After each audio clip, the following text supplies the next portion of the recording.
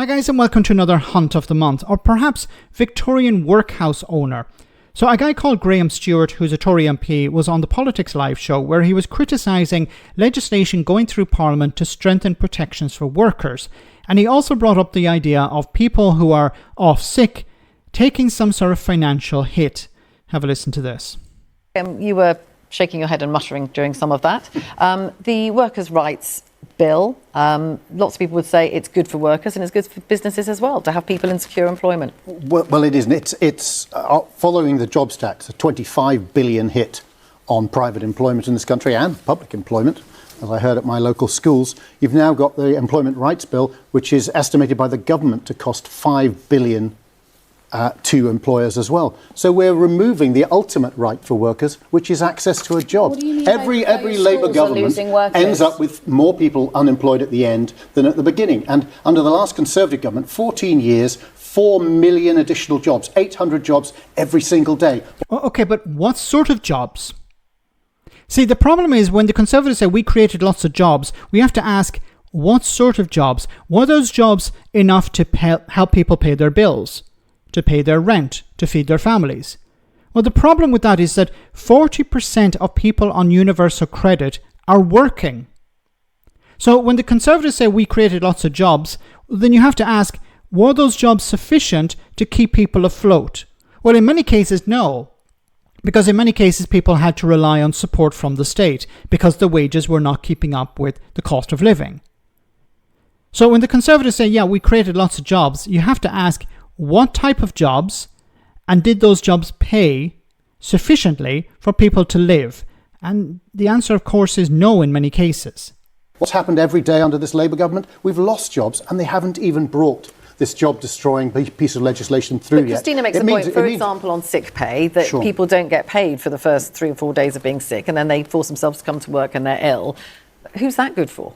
Well, people who, if you go sick and there is absolutely no cost to you whatsoever, it encourages people, for the most minor reason, not to go to work. It means that... You sound like a Victorian Workhouse owner. What are you talking about? It is a balance. Ava, it's a balance. That's crazy. Because if you make it so that someone employers gets a cold and then can't get paid.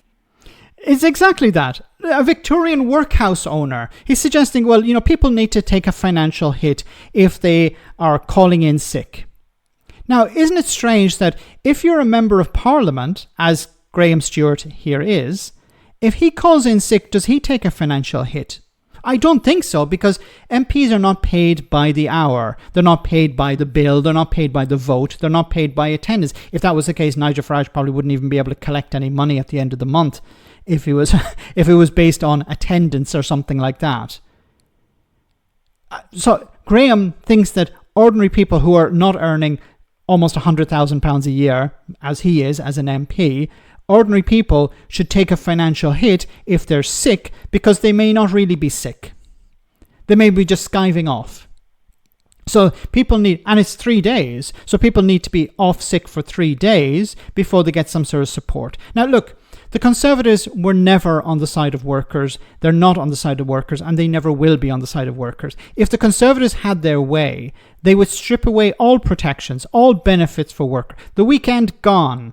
Maternity pay gone. Holidays gone. Your employer should be allowed to abuse you, should be allowed to change the contract without your consent. All of these are the things that the Conservatives would love to be able to bring back. Go back to the Victorian period where children were forced into looms to remove cotton, where children were forced up chimneys in order to get a bit of money to feed their families. This is the sort of reality that the Conservative and, of course, Reform UK would love to resurrect, where people had no protections. If they got injured in the line of work, they would be just dumped on the side of the road and they would be expected to beg for a few pennies in order to survive. Or they could go to the workhouse, where they would probably never come out unless it was in a pine overcoat. So this is the reality that the Conservatives support. They would love to go back to those times. Unfortunately for them, it's not going to happen. Well, let's hope it doesn't happen. Let's not tempt fate here, but people like the idea of protections for their employment. They like the idea of having days off. They like the idea of, if they're sick and they can't go to work, that they receive some sort of support. You have Conservative MPs who do not suffer any financial consequence if they don't bother to work, wanting others to suffer a consequence. And this is why he's our Hunt of the Month. Let me know in the comment section, guys, what you think, and I'll see you in the next video.